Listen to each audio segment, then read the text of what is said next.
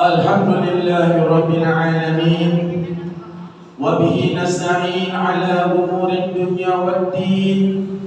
Wassalatu wassalamu ala ashrafil anbiya'i wal mursalin, Sayyidina wa nabiyina wa maulana Muhammad wa ala alihi wa ashabihi ajma'in. Amma ba'd. Alhamdulillah wa syukurillah. Sebelum kita mulakan majlis yang penuh berbahagia ini, marilah bersama-sama dengan kerendahan hati kita, dengan penuh keikhlasan kepada Allah Subhanahu wa taala, kita mengucapkan alhamdulillahirabbil alamin. Kerana ketika ini, saat ini, Allah masih lagi berkenan memberi kita nyawa dan nafas untuk kita berpijak di buminya ini, sekaligus memberi kita ruang dan peluang untuk menunaikan ibadah kepadanya.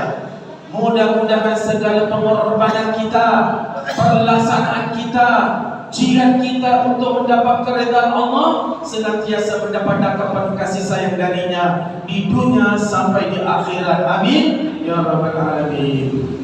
Apa kabar semua ibu-ibu ahli syurga? Kenapa amin dan sebagai itu kan nanti kepala saya sakit. Kenapa tak mau ke sini-sini ke tengahnya dan mata saya?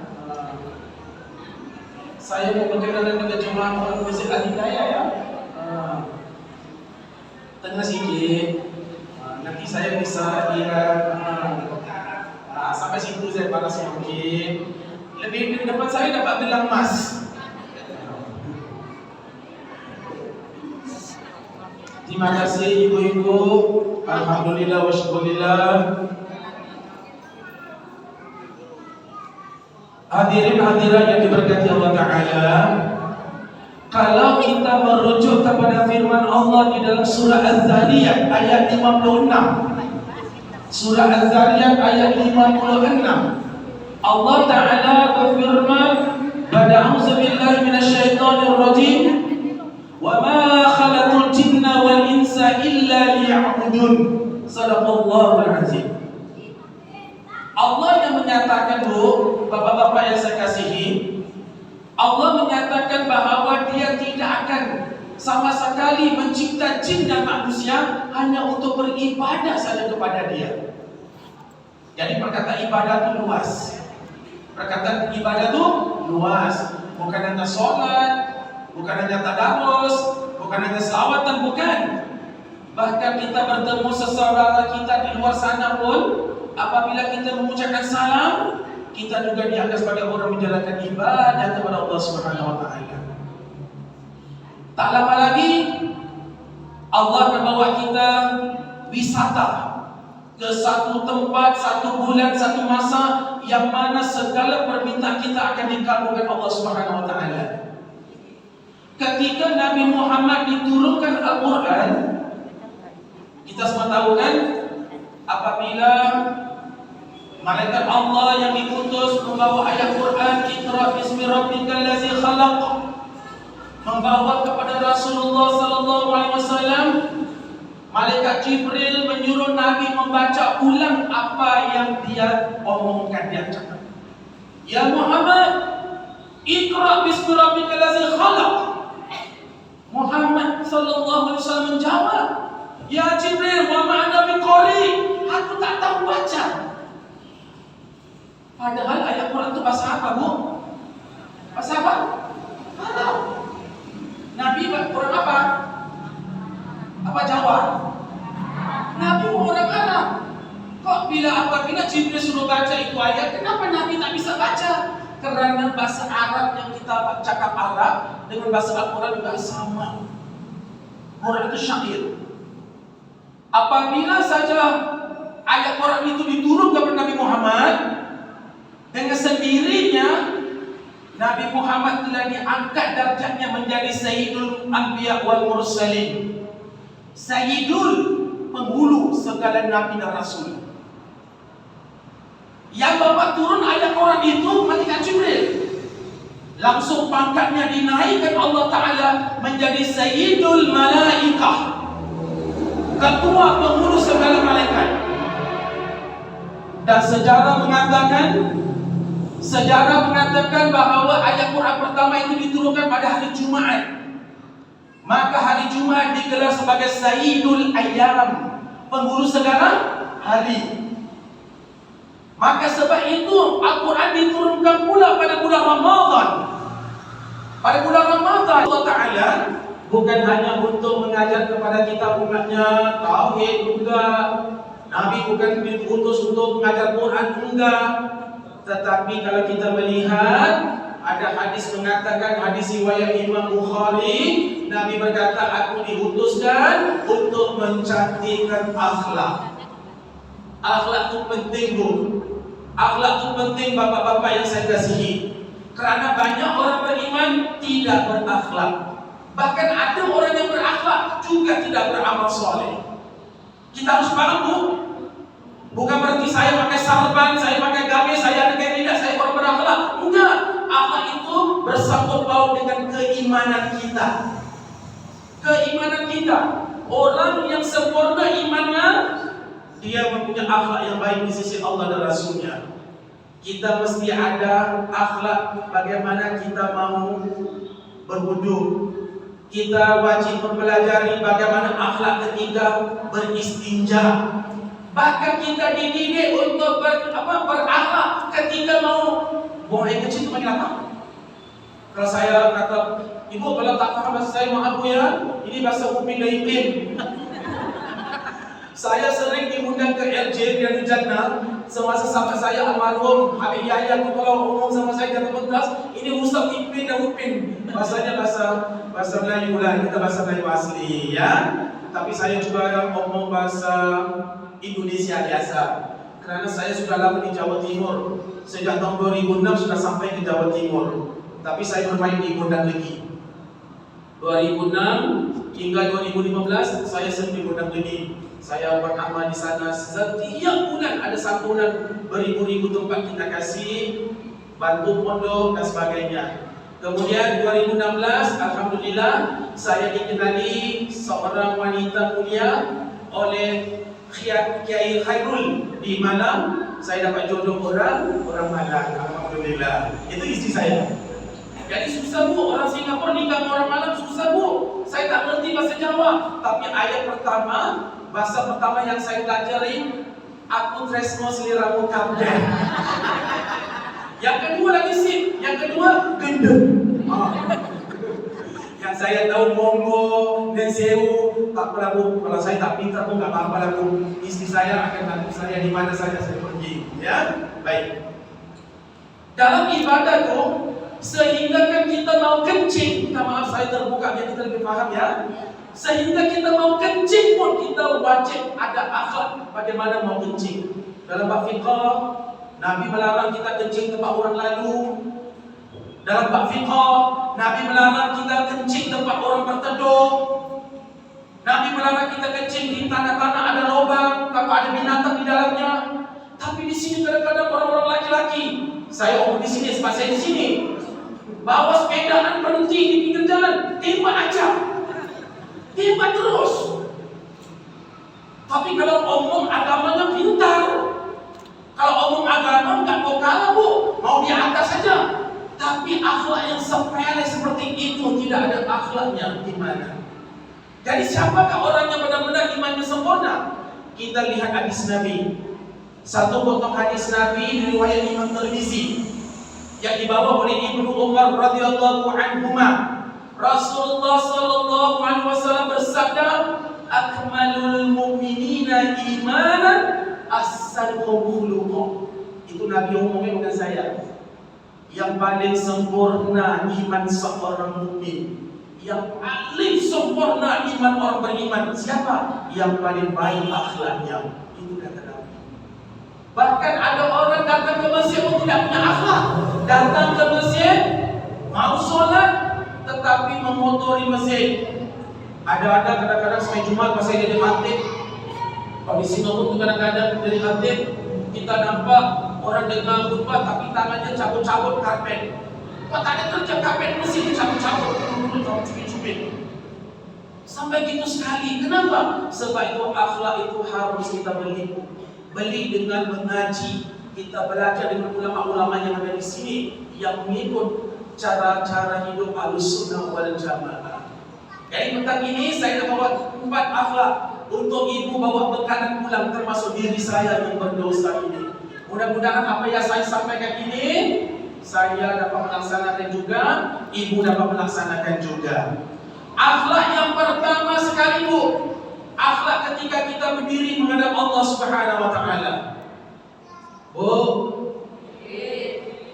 kalau kita mau sholat harus ada undang-undangnya Bu. Nak bawa mobil, pergi belajar mobil dulu ya. Semua dapat SIM, harus belajar kan, ada undang-undangnya. Saya mau tanya ibu adalah kumpulan muslimat yang terhebat saya dengar. Sebelum kita sholat, berapa syarat sah sholat Bu?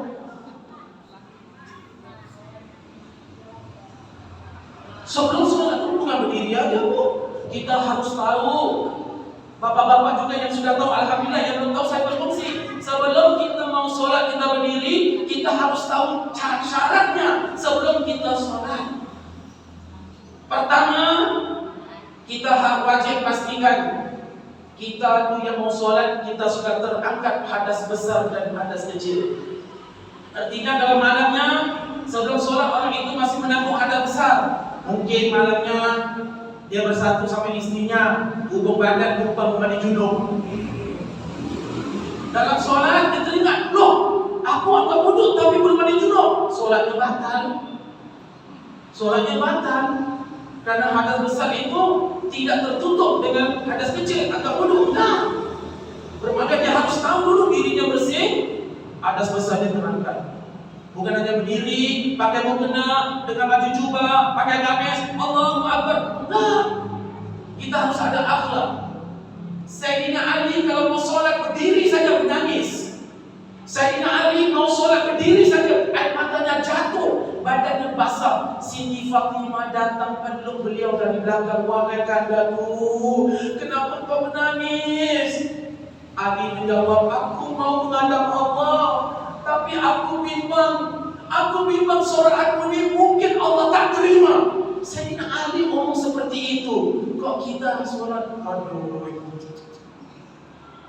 Nanti akan datang di bulan Ramadan, ada imam yang bawa udabnya, ada imam bawa Kawasaki Ninja, ada imam bawa kereta Porsche, kereta yang laju, semayangnya laju imamnya, terpulang, monggo. Tapi saya cuma menyampaikan, mau laju jangan terlalu laju para imam. Kalau imam yang sholat begitu laju sehingga makmumnya tidak kesempatan untuk melakukan sunnah tumakninah, imam itu khianat kepada para jemaahnya. Karena orang yang semayang tidak tumakninah, batal sholatnya. Pernah Rasulullah duduk dalam masjid seperti ini, berngomong sama teman-temannya, sahabat. Ada seorang anak remaja yang semayang di pojokan. Dia semayang mungkin dia semayang sunat. Setelah dia habis main sunat, dia datang ke depan baginda, dia mengatakan, Assalamualaikum ya Rasulullah. Rasulullah tidak menjawab salamnya dulu. Rasulullah berkata, irji'u fa'inna tusalli. Kembalilah kamu, kerana kamu belum solat. Anak pemuda ini bangun langsung di belakang solat untuk kali kedua. Nabi ngomong dengan teman-teman sahabatnya sambil melihat anak remaja itu, anak pemuda itu solat. Sudah solat habis salam, dia datang bertemu Rasulullah. Assalamualaikum ya Rasulullah. Rasulullah kata, irji'u fa'inna tusalli. Kembali lagi solat kalau kau belum solat. Dia pergi lagi kali ketiga. Dia solat seperti mana yang dilakukan yang satu dan dua. Langsung datang ketiga, dia mengatakan, ya Rasulullah, itu saja solat yang aku tahu.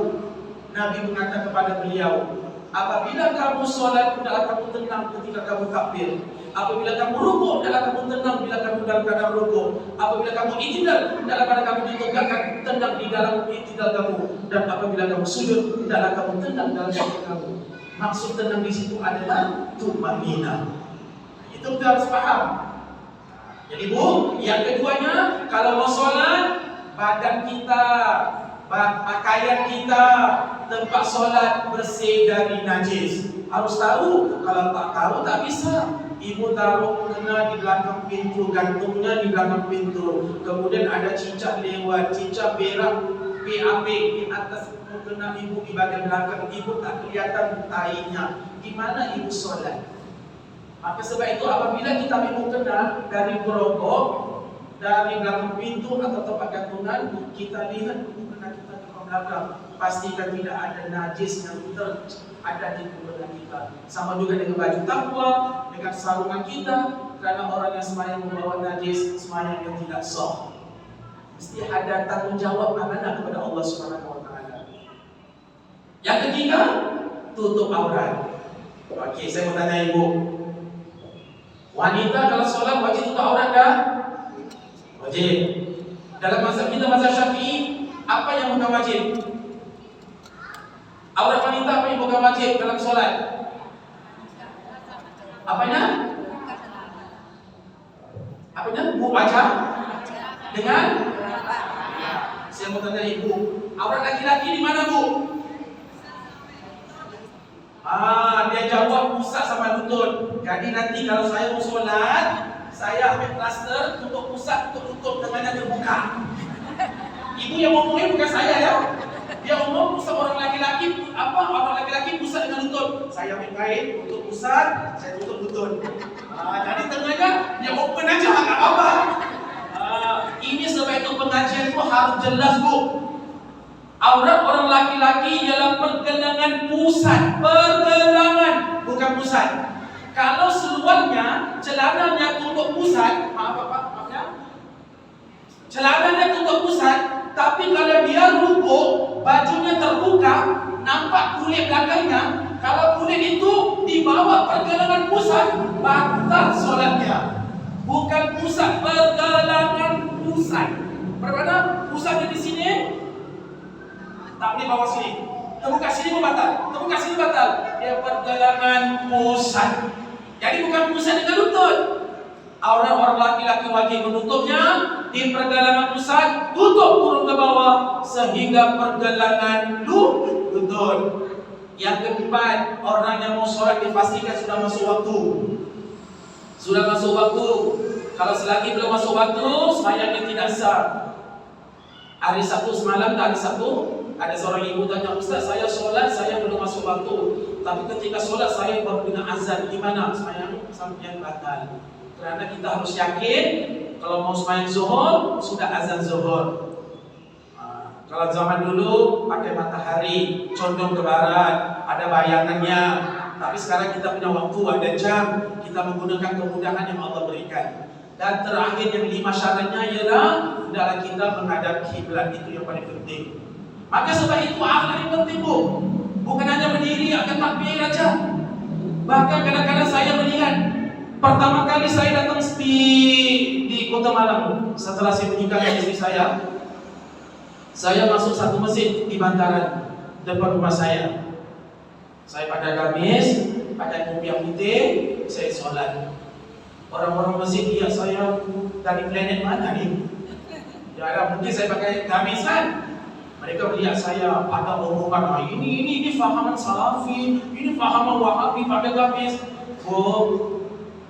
Allah Ta'ala berfirman, Ya ayyuhallazina amanu ijtanibu katsiran minadh-dhanb, inna ba'dadh-dhanbi ismun wa la tajassasu. Wahai orang-orang beriman, jauhkan daripada diri kamu sifat suka berburuk sangka. Sebahagian saja, secepis saja berburuk sangka pada orang, ismun, berdosa besar. Wala tajassasu, Allah firman dalam surah Al-Hujurat, jangan mencari-cari kesalahan orang, jangan mencari-cari keburukan orang. Tak boleh tu. Hukumnya haram. Baik laki-laki atau perempuan. Sama juga hukumnya haram. Itu perintah Allah dalam Al-Quran. Jadi mereka ngomong siapa saya ulang. Tak mau berdoa sama imam. Jadi yang tak mau berdoa sama imam itu orang-orang yang berfahaman Wahabi itu, Bu, jangan salah paham. Dia seorang ulama besar, Bu, di Saudi Arabia. Dia mujahid. Dia dulu terkenal dengan seorang ulama yang membasmi khurafat. Jadi ajarannya itu benar, Bu. Cuma anak muridnya sebagai anak muridnya telah menukar cara-cara tafsiran tersebut sehingga mereka menggelarkan Wahabi. Dia adalah fahaman, dia bukan mazhab. Okey, jadi saya nak beritahu dengan ibu, akhlak yang nomor 2 tadi pertama Allah, saya pilih aja. Nomor 2 akhlak kepada suami, akhlak kepada isteri. Ibu, satu hari seorang isteri, saya tak sebut wajib ya, tapi saya punya ceramah, saya bertanggungjawab apa yang saya omong. Saya omong, setiap isteri paling kurang harus sentuh suami 7 kali satu hari. Sebab di mana aku pergi kerja, dia sadar suaminya satu. Suaminya pakai sandal, dia pergi kepada suaminya sudah 2. Nanti tunggu suaminya pulang 5. Atau pagi dia buat teh, buat kopi, sampai suaminya makan minum kopi, dia pergi kepada suaminya 1. Dia bawa kertas kasih suaminya pegang tangan 2. Dia saling suaminya 3. Suaminya sebelum pergi dia pegang badannya 4. Lagi 3 tunggu suami pulang. 7 kali paling kurang bu. Sentuh dengan kasih sayang. Kalau mak Ustaz, kemarin saya lupa sentuh suami saya Ustaz. Dia sudah pergi kerja jam 6 pagi sudah pergi. Saya terlupa pergi mana Ustaz. Suaminya pulang saja depan pintu. Abang tunggu. 1, 2, 3, 4, 5, 6, 7. Dia jamak takhir semua. Allahu Akbar. Para suami harus sentuh istri 5 kali sehari. Ini berdasarkan pendapat Ibnu Abbas. Ibnu Abbas radhiyallahu anhuma, minta maaf Bapak dan saya lupa. Ibnu Abbas di rumah dia bersolek untuk istri. Ibnu Abbas di rumah pakai baju cantik untuk istrinya. Rambutnya disisir, rambutnya panjang sampai sini. Disisir rambutnya dengan minyak, pakai wangian, pakai baju yang bagus di rumah untuk istrinya. Akhlaknya mengikut daripada sunnah Nabi sallallahu alaihi wasallam. Tapi orang sekarang tapi orang bukan suami sini. Orang Singapura. Nanti aku dihalau nanti.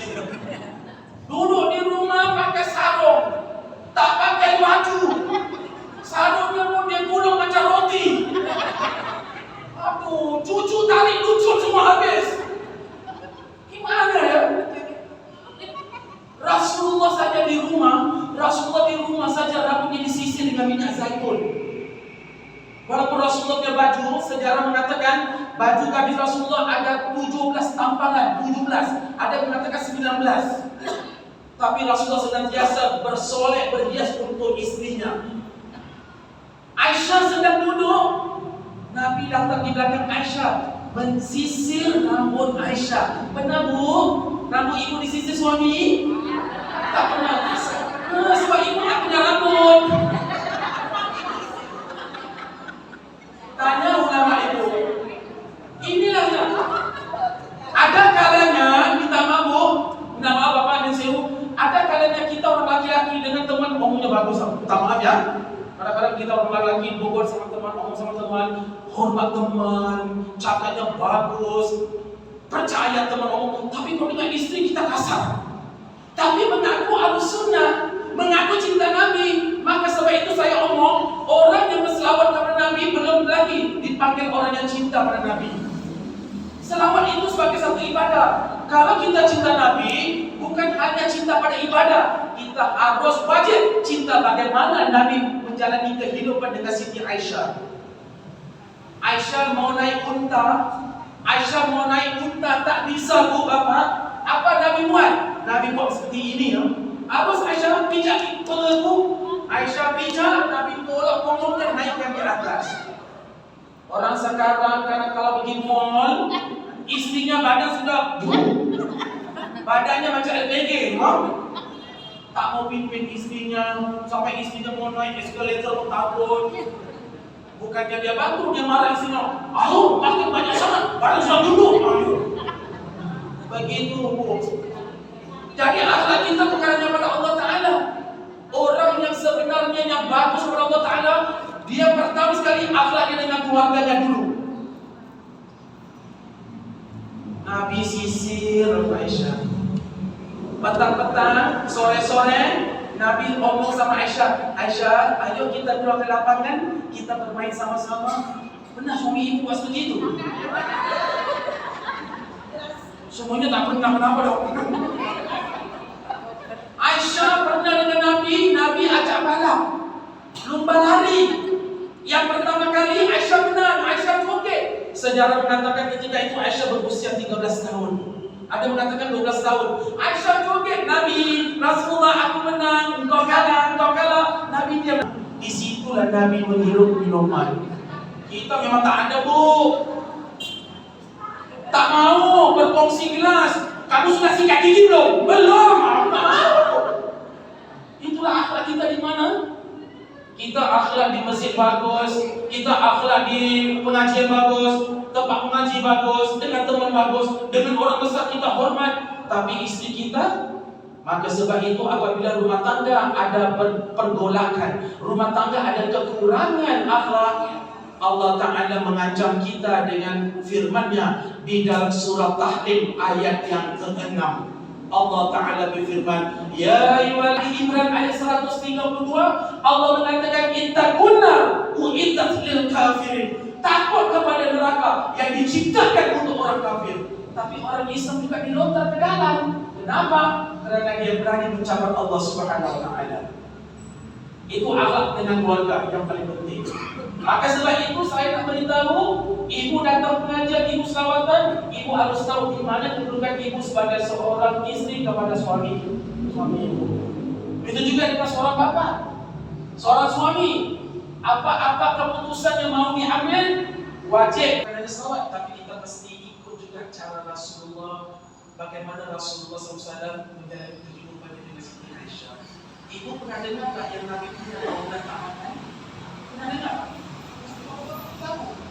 Setiap kali Rasulullah dan Aisyah, ada apa-apa yang untuk dimasak makan? Tidak ada apa-apa, Rasulullah tidak makan berpuasa. Sampai pernah satu ketika Aisyah berkata dengan temannya, dengan istri Nabi yang lain, 2 bulan Nabi tak makan. Artinya rumah bapak ibu mencari kitab sejarah tulisan dalam aksara kita masakan Nabawi. Jadi tinggal berapa, Bu?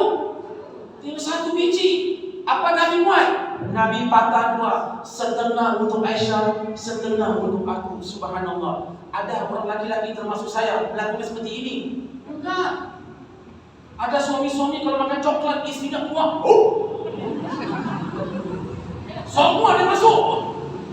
Timbang dia kalau suami istri minta, abang minta sedikit, habis semua. Tapi kita coba mencontohi. Akhlak yang kedua. Akhlak yang ketiga, kita dengan teman, dengan tetangga. Minta maaf, Bu, minta maaf Bapak. Kalau Bapak agama ini tak boleh bohong, kita cakap yang benar. Ada kalanya, Bu, Bapak, kita kalau jalan di luar tu, kita nampak anak-anak, kita jarang mau beri salam kepada anak-anak kecil ya. Mungkin kalau bapak-bapak lakukan, alhamdulillah. Saya berdoa semoga Allah berkati bapak-bapak. Jalan-jalan anak kecil, Assalamualaikum. Nabi naik unta masuk ke kota Madinah. Hentikan untanya, Bu. Rasulullah turun dari untanya. Rasulullah duduk di tanah. Rasulullah panggil Zubair. Zubair duduk di atas paha rimba Rasulullah. Rasulullah peluk, Rasulullah cium, baru Zubair pergi. Rasulullah meneruskan perjalanan. Kalau saya bawa mobil, ada ulama bawa mobil, ada dokter bawa mobil, nyetir mobil. Dokter, apakah dia berhenti dari mobilnya? Itulah sekarang kita lupa. Kita cuma cari sunnah yang besar-besar aja. Sunnah yang kecil tak bisa lakukan. Bukannya kita minta bagus, karena kita kurang prihatin.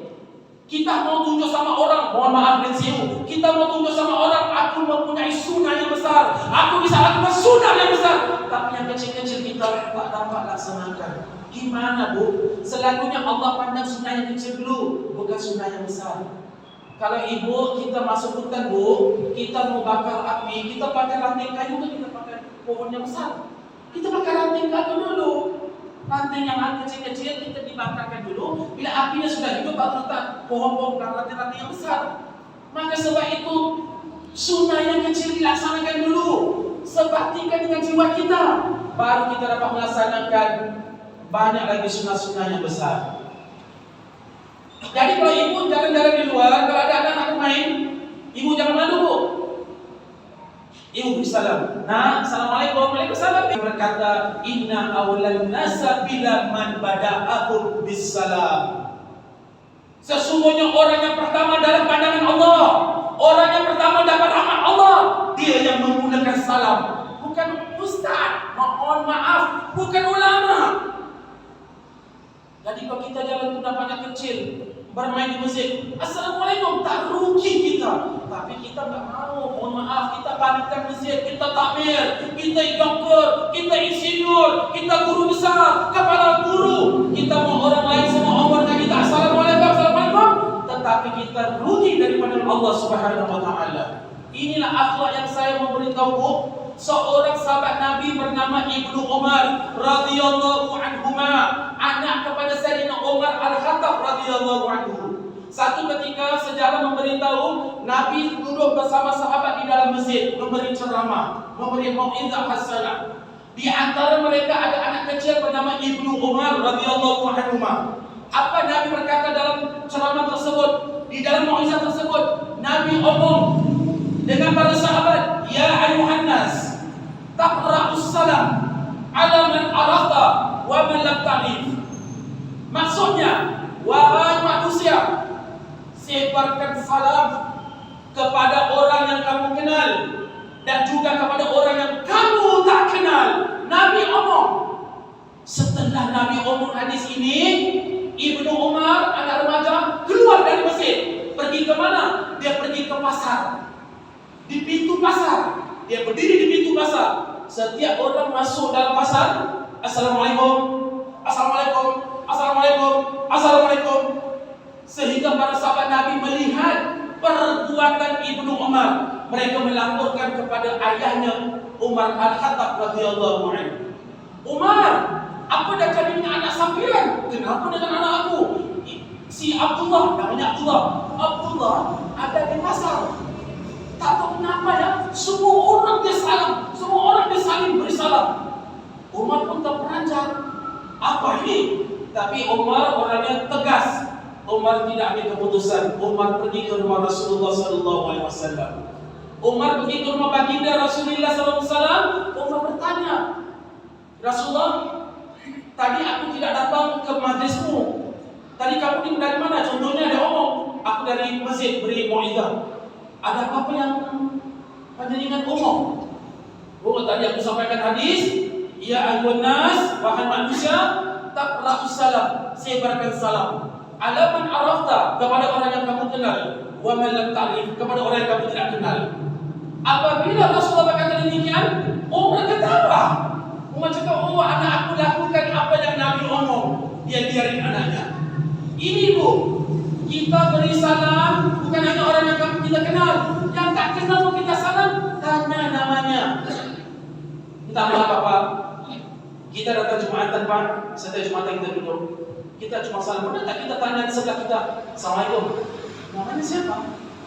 Kalau ada di antara panjenengan laku demikian, saya berdoa kepada Allah murah dari segi panjenengan. Kita tanya di sebelah, assalamualaikum, kita tak kenal dia, saya tak kenal dia, nama panjenengan siapa? Subhanallah, so lain kali sudah kenal orangnya, datang minggu depan, minggu hadapan datang masjid, jumpanya assalamualaikum, Bapak, namanya kita sudah tahu. Ini yang sunnah yang Nabi ajar kita, tapi kita tutup. Kita mau bikin sunnah yang dikenali orang, kita mau lakukan sunnah yang dipuji orang, tapi sunnah-sunnah yang kecil kita tuangkan di tepi longkang saja, mau dikali di sungai dan sebagainya. Itulah sebabnya kadang-kadang kenapa kita cinta Nabi. Kenapa tak rasa kecintaan itu dalam diri kita? Kalau ada di antara ibu yang mengatakan ibu cinta Nabi, tapi sunnah tak melakukan sunnah Nabi, termasuk diri saya yang berdosa, kita di pembohong besar sebenarnya. Kita war-warkan, kita omong aku cinta Nabi, tapi tidak melakukan sunnah Rasulullah sallallahu alaihi wasallam. Dan terakhir sekali, sunnah yang paling penting sekali adalah sunnah dengan makanan. Ibu tahu, bapak tahu, Nabi tidak pernah mencela makanan. Tak pernah mencela makanan. Kalau makanan itu tak elok, Nabi tak makan. Pernah satu ketika Nabi makan dengan para sahabat, makan daging dam. Itu tak daging dam. Biawak makan pasir, kecil-kecil warna putih. Itu masih saya mengaji di Timur Tengah, orang-orang suka makan. Dia di padang pasir, tapi biawaknya itu warna putih. Nanti dipotong, disembelih, dipotong, dimasak. Orang Arab suka makan. Jadi ketika mereka duduk sama Nabi, mereka hidangkan dah. Nabi tak makan Nabi seperti itu. Tapi Nabi tak melarang. Sahabat kata Rasulullah, engkau tak makan, aku rasa kurang senang lah perut aku. Sahabat tidak mau apa lagi. Nabi biarkan mereka makan. Selagi benda itu boleh dimakan, Nabi tidak melarang. Tapi Nabi tak makan, Nabi tak mencela makanan tersebut. Ini yang kita harus paham, Bu. Sebab itu kadang-kadang, Bu, ibu baca Quran, bapak baca Quran, ada ayat Quran yang mengatakan kita disuruh makan halal dan toib. Halalan toiban. Bu, Indonesia tak macam Singapura. Singapura tu beda. Agak ada punya undang-undang kerugian. Kalau jual makan-makan dorong-dorongan tu tak ada, produk-produk tak ada. Semua jual makan di tempat-tempat tokonya, restoran atau di mall. Kalau di pinggir-pinggir jalan jual-jual makan tak ada Singapura. Ibu pernah ke Singapura, Bu? Ayolah Bu ke Singapura. Ayam puan ni Bu, ayam puan ni $2 Bu. Bang sini 20,000. 20,000. Kalau saya minum sikit-sikit untuk 3 bulan, mahal. Kalau bapak isap rokok, satu pak rokok itu Marlboro yang 20 batang. Uang Singapura $13, $130,000. 20 batang $130,000. Sini baru berapa aja kan? Mahal. Tanya istri saya. Istri saya kalau pergi ke Singapura, kalau saya pulang seminggu 2 minggu di Singapura, enggak mau makan dia, dekat terlalu mahal. Saya ngomong, sayang kalau tak makan mati. Harus makan, bukan itu orang kaya tapi harus makan. Ibu beli makanan di pojokan pinggir jalan. Orang antri mie goreng tak enak Ustaz, dia masak mie goreng. Ketika dia goreng mie, ibu lihatlah depan ibu ada orang lagi antri. Ketika dia goreng mie, dia berhenti. Hacum.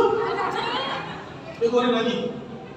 Dalam bab fiqh, ibu dah nampak kalau ibu punya ilmu, ibu tak boleh beli makanan tersebut. Dia sudah kotor. Memang halal tapi kotor. Atau pas sampai dia goreng, dia tunggu panas, dia goreng hidung, dia goreng lagi. Tangan ni tak bersihkan. Saya pernah lihat di sini. Ada bapak sampai goreng dengan giginya. Sepatutnya saya mohon, kalau di masjid itu kalau bikin pengajian, sekali-sekali kalau boleh undang orang-orang yang di pinggiran itu berniaga mengikut sunnah Rasul. Para sahabat juga orang miskin, tapi mereka berniaga, subhanallah, tak pernah rugi. Seorang sahabat Nabi bernama Abu Darda. Ibu kalau kata sejarahnya, ibu pasti kagum. Dia kalau duduk di kedainya jual-jual barang, dia duduk sama tasbih sama Quran. Apabila masuk azan, dia tinggalkan. Uangnya di situ semua dia biarin. Ibu akan ngomong sama saya, tak sama Ustaz? Ya tak sama. Tapi kalau kita percaya kepada Allah Ta'ala, Allah akan jaga tubuh kita. Kalau dia angkat ini, dia angkat ini ayat, siapa mau, pasti ada orang beli. Kenapa? Sebab segala penjualannya, dia berdasarkan hukum Islam. Sebab itu orang yang berniaga, jangan sekali-kali omong tentang keuntungan, hukumnya adalah haram. Banyak orang berniaga tu, bohongnya banyak, berdosa. Saya buat contoh, dia beli baju dari luar, mungkin dari Jakarta, baju kaos laki-laki. Baju itu, kaos itu dia beli contohnya 50,000. Dia mau jual 100,000, enggak apa-apa, Islam benarkan. Dia gantung kaosnya 100,000, ada orang datang membeli. Cantik lah itu berapa tu? 100, kurang sikit Pak. Tak boleh lah, ini harga sudah bagus, tempat lain tak bisa dapat. Alah Pak, kurang sikit lah Pak, 80 Pak. Tak boleh Mas, saya pun cuma 5,000 Mas. Apa tak? Dia minta simpati dengan pembeli. Saya cuma untuk 5,000 aja. Kalau kasih kamu, saya tak apa-apa. 80 ambil lah. Pembeli kan, oh dia beli 75, jual 80, 5,000, aku beli. Padahal kalau dia jual 80,000, dia masih untung 30,000. Tapi omongnya 5,000, rezekinya haram di sisi Allah Subhanahu Wa Taala. Karena dia omong ribuan. Ini juga kita harus paham. Kita harus paham. Sebab tu Islam tu paket tu. Islam tu paket, dia bukan semayang saja. Dia bukan soal semayang. Berapa banyak orang yang semayang Allah Ta'ala murka? Berapa banyak orang yang bersolat Allah murka? Ada yang Qurannya, bukan tak ada. Lagi-lagi orang lepas solat, tak mau solat, tak mau berdoa dengan imam. Kenapa imam tu apa? Imam tu cacat, imam tu tak bagus. Ulama kita Siapa pun jadi imam, dia adalah pemimpin kita. Tak kira siapa. Walaupun ada anak pondok usianya 15 tahun, 18 tahun, dia bisa jadi imam, suaranya bagus, dia layak kita hormati. Bukan ustaz, mohon maaf dulu. Bukan habib, bukan kiai. Sebab dalam fiqh orang yang layak jadi imam orang yang bagus bacaannya, bukan pangkat. Jadi sebab itu saya nak sampaikan dalam waktu yang pendek sedikit lagi ni. Akhlak kita kepada Allah kita harus jaga. Nanti bulan tarawih akan datang. Bagaimana kita solat? Apakah kita solat dengan tidak berniat? Apakah kita baca Fatihah laju-laju sampai hilang makhrajnya? Tak boleh, Bu. Saya pernah, Bu, minta maaf, Bu. Cuma kita santai-santai. Dan bukan kita menghina, bukan kita mengiktibar. Dulu masih di pondok lagi, kalau pondok-pondok tu ada solat, mereka kalau baca laju. Saya kadang-kadang tarawih untuk Allah atau aku mau tarawih kerana Ramadan. Bapak dan ibu dan saya, termasuk saya berdosa, kita kena betulkan niat kita. Aku mau tarawih untuk Allah atau untuk Ramadan. Ibu dan bapak jawab sendiri. Sebab ada orang tarawih kerana Ramadan kerana tarawih.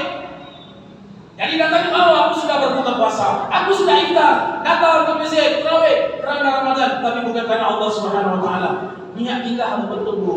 Innamal a'malu binniyat wa innamal likulli imri'in ma nawa. Setiap amal itu disertakan dengan niat dan kita dibayar menurut apa yang kita niatkan. Mudah-mudahan ibu yang hadir semua hari ini dapatlah sedikit Rasulullah yang saya sampaikan. Mudah-mudahan apa yang saya sampaikan ini, Bu, diberkati oleh Allah Subhanahu Wa Taala. Sebentar ya, sebentar. Petugas boleh kasih ya. Jadi, Bu, saya nak mohon kat sini, termasuk diri saya yang banyak kekurangan ini, marilah sama-sama kita melaksanakan sunnah Nabi sedikit demi sedikit.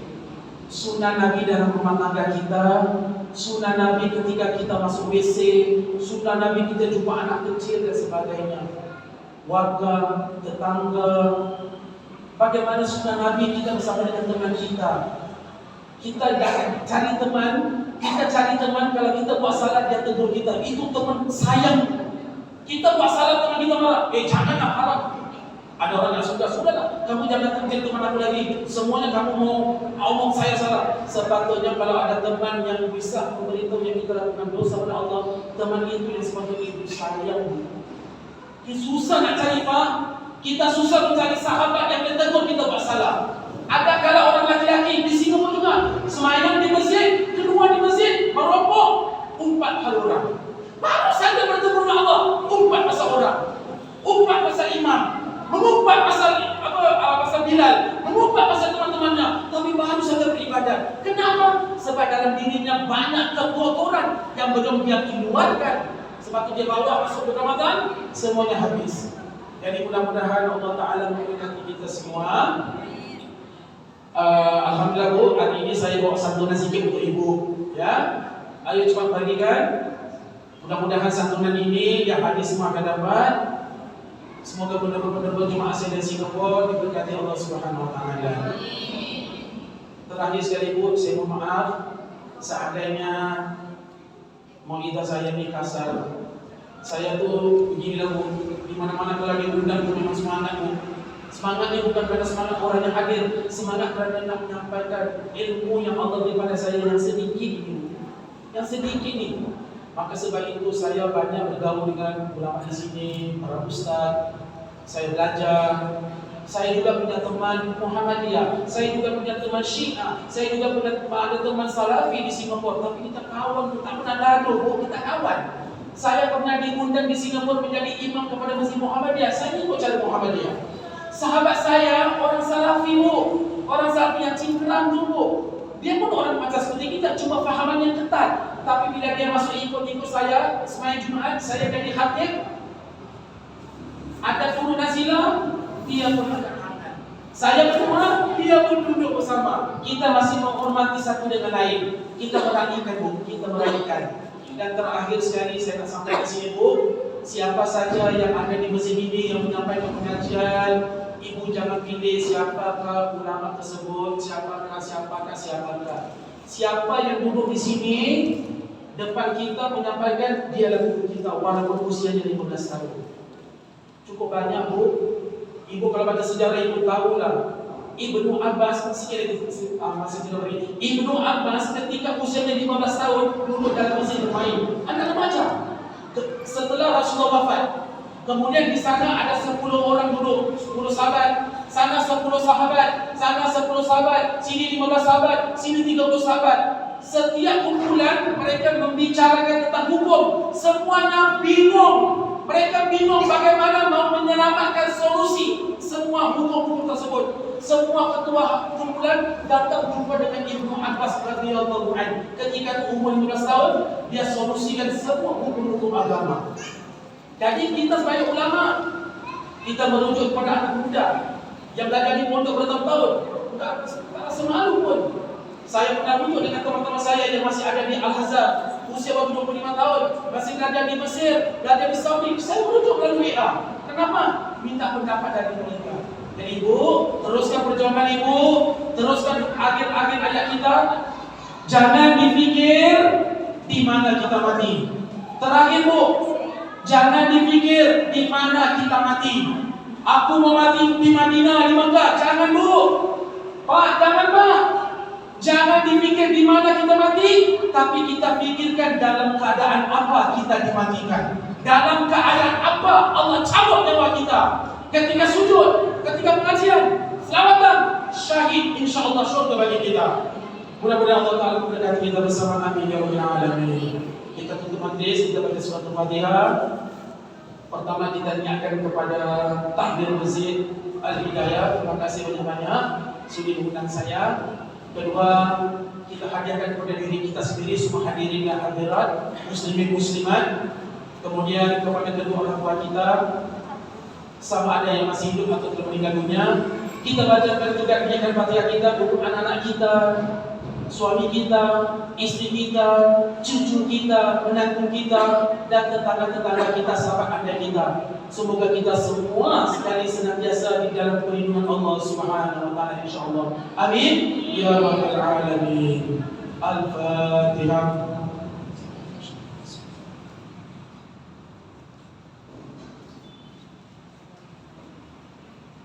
Ayo kita. Alhamdulillahi rabbil alamin. Allahumma shalli wa sallim